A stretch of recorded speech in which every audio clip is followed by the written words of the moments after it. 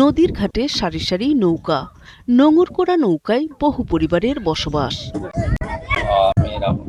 লক্ষ্মীপুর সদর উপজেলার মধু চৌধুরীর হাট এলাকার জেলেপল্লী, যেখানে মানবেতর জীবনযাপন করছে এই পরিবারগুলো। 2 মাস মাছ ধরার নিষেধাজ্ঞা থাকায় এই পল্লীতে নেই ঈদের আনন্দ। মাছ ধরতে পারি না, তার জন্য আমরা বাচ্চা কিনতে করতে পারি না, তার জন্য ঈদের জামা কিনতে পারি নাই। নদীতে যদি যাইতে পারতাম তাহলে টাকা পয়সা ইনকাম করতে হলে ছেলে বোনের জন্য এদিন লেগে জামা কাপড় কিনতে পারতাম। চাল পাইছে, মধ্যে দিয়ে চাল তেল পাইছে, ঈদ উপলক্ষে যদি কিছু পাইতো তাহলে তো ছেলেগুলো ভালো হতো। খালি 2 চাল দিলে তো ছেলে মেয়েরা খাওয়া যায় না, খাওয়া যায়। এটা লাগে, তেল লাগে, নুন লাগে, ডাল লাগে, 5টা জিনিস সবই লাগে।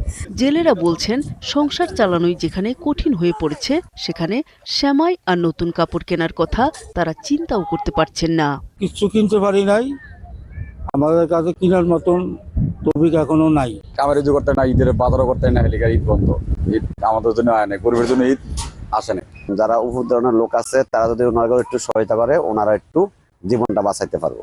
এদিকে মৎস্য বিভাগ বলছে, সরকারিভাবে জেলে পরিবারে ঈদের কোনো উপহার সামগ্রী দেয়া হয় না, তবে খাদ্য নিরাপত্তা নিশ্চিত করতে চাল বিতরণ করা হচ্ছে। যারা এখনো পায়নি তারা পর্যায়ক্রমে পাবেন।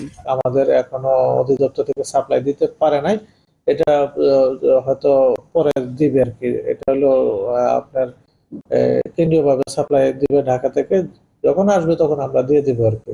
ওইখানে আমাদের নির্দেশনা ছিল যে ওই বিদেশ সম্প্রদায় যেন পায়, তাদেরকে তালিকাভুক্ত করার জন্য এটা অলরেডি করা হয়েছে। এখন মাল আসলে তারা পাবে। জাটকা সংরক্ষণে 1 মার্চ থেকে 30 এপ্রিল পর্যন্ত মেঘনা নদীর প্রায় 100 কিলোমিটার এলাকায় সব ধরনের মাছ ধরা নিষিদ্ধ করেছে সরকার।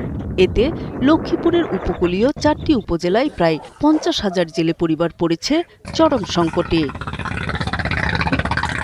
নূর তাজমিন মীর, 71।